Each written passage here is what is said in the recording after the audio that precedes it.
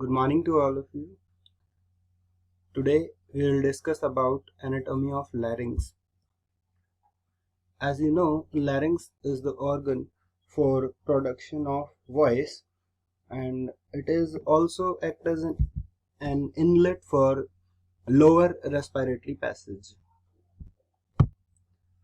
तो larynx एक स्वर यंत्र है और यह रेस्पिरेटरी पैसेज के लिए भी एक इम्पॉर्टेंट पार्ट प्ले करता है, क्योंकि रेस्पिरेटरी सिस्टम को हमेशा पेटेंट रखना होता है या खुला रखना होता है, और उसके लिए लैरिंग्स में जो कार्टिलेजेस प्रेजेंट हैं वो हमेशा इसको, जैसे एपिग्लॉटिस एक पार्ट इसमें आता है, तो वो हमेशा इसको खुला रखते हैं, और जब भी स्वेलोइंग होती है या इसोफेगस के थ्रू किसी भी मैटर को स्टमक तक पहुंचना होता है तो उस टाइम इसे क्लोज कर दिया जाता है।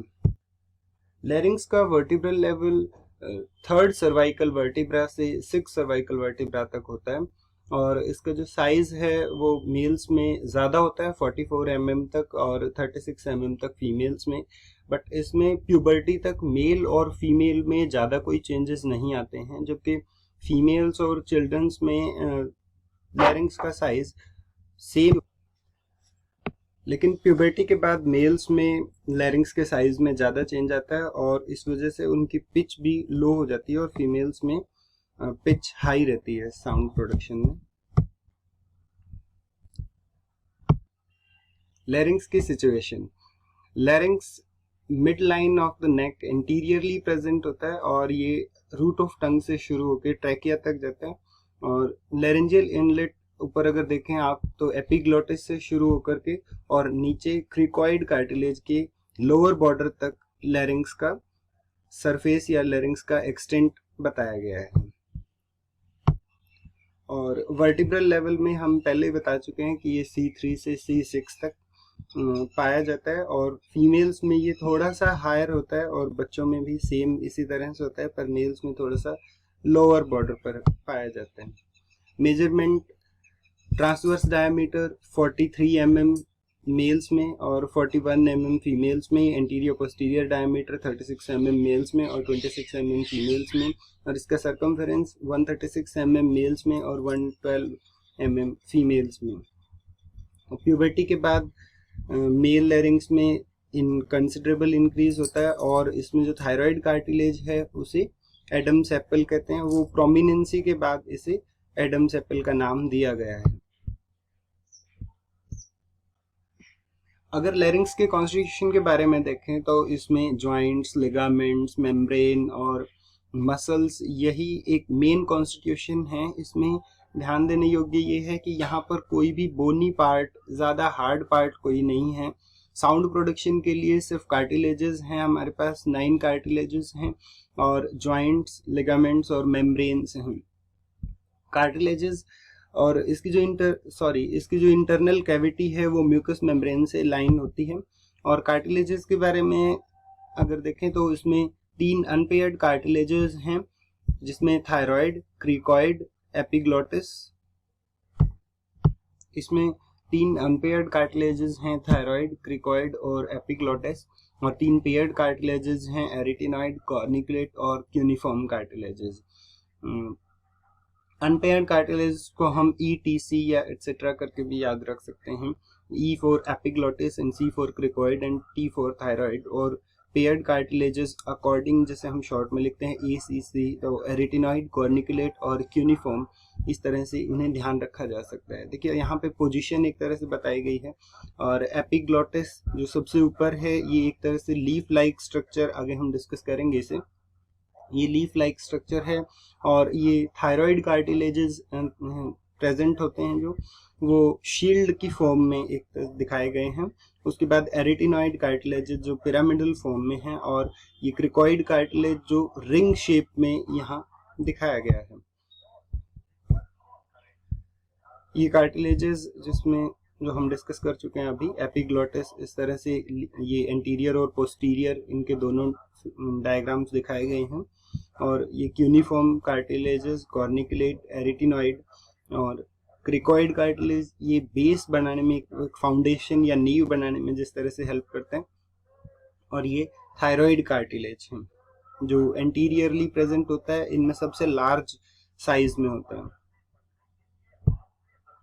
ये देखिए thyroid cartilage shield shape open posteriorly, ये इसका पोस्टीरियर पार्ट है और ये एंटीरियरली इसे दिखाया गया है और ये लेटरल व्यू है और एंगुलेटेड एंटीरियरली।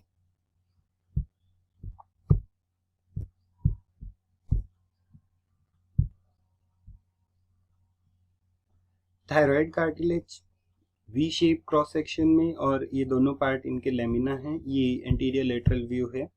और थायराइड कार्टिलेज के एंटीरियर बॉर्डर को जब हम देखते हैं तो इसमें दोनों लेमिना जब एक दूसरे से एंटीरियरली मिलते हैं तो मिलने के बाद एक तरह से ये प्रोमिनेंस क्रिएट करते हैं, जो भी हमने देखा थायराइड प्रोमिनेंस जिसे कहते हैं। और इन दोनों के बीच में एक एंगल क्रिएट होता है, इसीलिए इसे एंगुलेटेड थायराइड कार्टिलेज भी कहते हैं। तो एंगल ये मेल्स में 90 डिग्री का एंगल होता है और फीमेल्स में 120 डिग्री का ये एंगल होता है, वो थोड़ा वाइड होता है। और ये इनका एंगुलेटेड पार्ट एक सामने से है और पीछे की तरफ ये दोनों पोस्टीरियर बॉर्डर हैं। ये फ्रंट और बैक व्यू है या पोस्टीरियर व्यू है वो हम देख रहे हैं यहाँ पे। ये लेरेंजियल प्रोमिनेंस है और ये थायराइड नोच कही जाती है, जहाँ दोनों लेमिना ये एक दूसरे से मिले हैं और यहीं से ये एंगल भी क्रिएट होता है। ये पोस्टीरियर बॉर्डर है, पोस्टीरियर बॉर्डर प्रोमिनेंट होते हैं या प्रोलोंग्ड होते हैं दोनों तरफ, तो ये हॉर्न शेप में या सींग के आकार के जिस तरह से होते हैं। तो ये सुपीरियर कॉर्नुआ और ये इंफीरियर कॉर्नुआ का फॉर्मेशन करते हैं।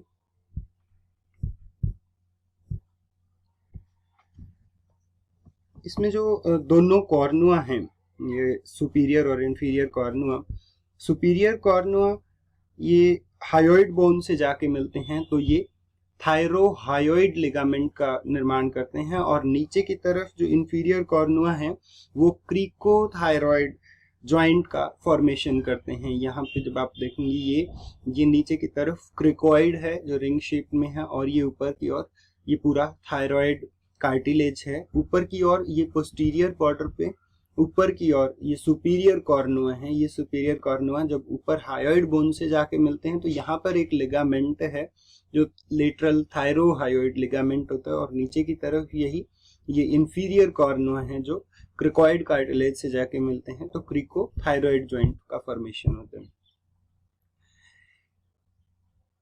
ये इंफीरियर बॉर्डर है यहाँ पे और इंफीरियर बॉर्डर जो क्रिकोइड कार्टिलेज से मिलता है तो इस पार्ट या इस प्लेस को ये कॉनस इलास्टिकस पार्ट है और ये थायरॉइड कार्टिलेज का आउटर सरफेस है। आउटर सरफेस में यहाँ पर एक ऑब्लिक लाइन है और ये सुपीरियर थायरॉइड ट्यूबरकल और इंफीरियर थायरॉइड ट्यूबरकल ये प्रेजेंट होते हैं। ये ऑब्लिक लाइन का अपना एक इम्पोर्टेंस यहाँ पे है। ऑब्लिक लाइन पर थायरोहायोइड, स्टर्नोथायरॉइड और थायरोफेरेंजियस जो इंफीरियर कॉन्स्ट्रिक्टर होते हैं फेरिंग्स के, वो इस ऑब्लिक लाइन पर आकर के अटैच होते हैं। अगर आप अटैचमेंट्स देखें तो थायराइड में जो अटैचमेंट्स हैं वो प्लेटोफेरेंजियस, सेल्पेंजोफेरेंजियस और स्टाइलोफेरेंजियस, ये तीन मसल्स यहाँ पे अटैच होती हैं। उसके बाद क्रिकोइड कार्टिलेज। क्रिकोइड कार्टिलेज जैसा हमने पहले बताया कि ये एक बेसिक फाउंडेशन या नींव बनाने में हेल्प करता है और ये थायराइड कार्टिलेज से साइज में छोटा होता है लेकिन स्ट्रॉन्ग ज़्यादा होता है। इनके जो कार्टिलेजेस हैं वो ज़्यादा स्ट्रॉन्ग होते हैं और इसमें दो पार्ट होते हैं। जो एंटीरियर पार्ट होता है वो आर्क कहा जाता है और जो ब्रॉड पार्ट होता है, पोस्टीरियर पार्ट होता है, उसे लेमिना कहते हैं। इसमें जो लेमिना है इज प्रोजेक्टेड अपवर्ड।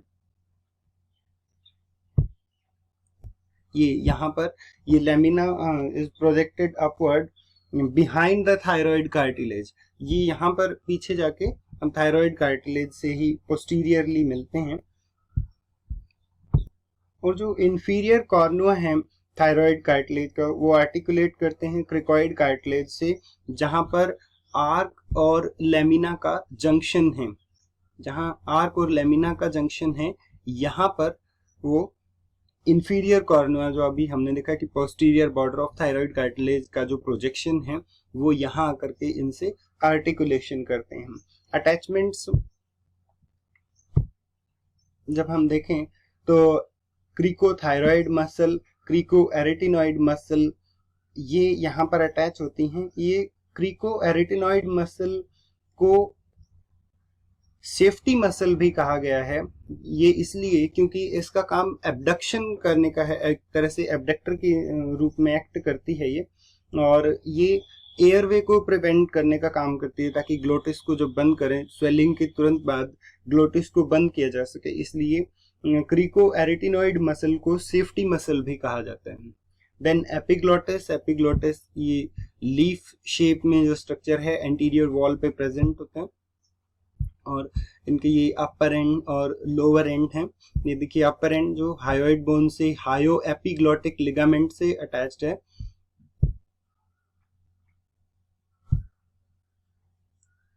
और जो लोअर एंड एपिग्लोटिस में है वो थायरो एपिग्लोटिक लिगामेंट से अटैच होता है। उसके बाद median epiglottic fold, median glosso epiglottic, glosso मतलब टंग से ये अटैचमेंट है इनका, और एक एरी एपिग्लोटिक फोल्ड जो एरिटिनॉइड कार्टिलेज और एपिग्लोटिस के बीच में होता है, और ये भी स्वेलोइंग के दौरान ग्लोटिस को बंद करने में हेल्प करते हैं। उसके बाद एरिटिनॉइड कार्टिलेज, ये एरिटिनॉइड कार्टिलेज जो पिरामिडल शेप में है, उनमें एक एपेक्स और एक बेस होता है, और इसमें जो अटैचमेंट है वो वोकल प्रोसेस या वोकलिस मसल इनसे अटैच होती है, और एक वेस्टिबुलर फोल्ड भी अटैच होता है। और ये प्रोसेसेस हैं जो पीछे की तरफ, ये मस्कुलर प्रोसेसेस हैं दोनों साइड, और ये वोकल प्रोसेसेस हैं।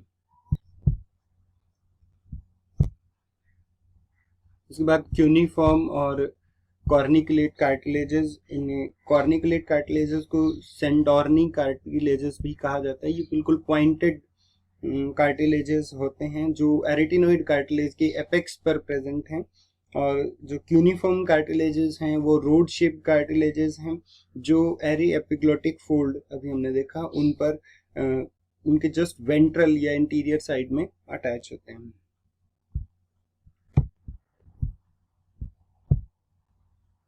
हिस्टोलॉजी है लेरेंजियल कार्टिलेजेस में, जो थायराइड, क्रिकॉइड और एरिटिनॉइड कार्टिलेजेस का बेस है ये हाइलाइन कार्टिलेज से बना हुआ होता है, और 25 इयर्स की एज के बाद ये ऑसिफाई भी हो जाता है।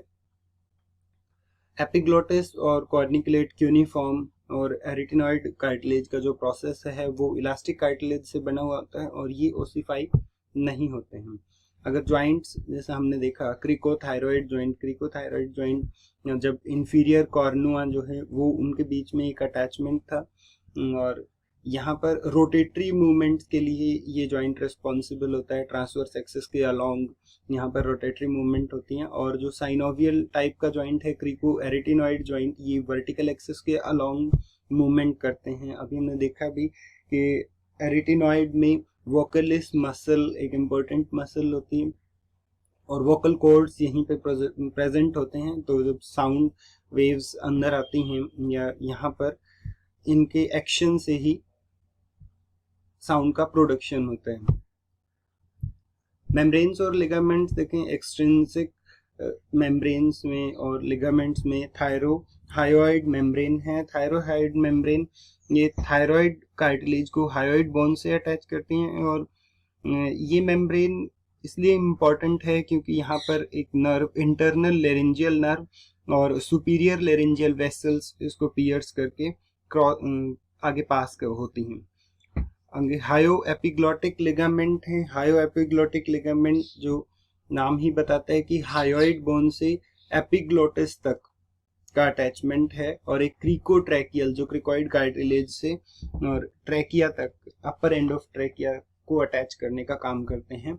इंट्रिंसिक मेम्ब्रेन्स में क्वाड्रेंगुलर मेम्ब्रेन जो एरिटिनॉइड कार्टिलेज से एपिग्लोटिस तक जाती है, और इसमें वेस्टिबुलर फोल्ड्स होते हैं, और एरो एपिग्लोटिक फोल्ड भी क्वाड्रेंगुलर मेम्ब्रेन में ही प्रेजेंट होते हैं।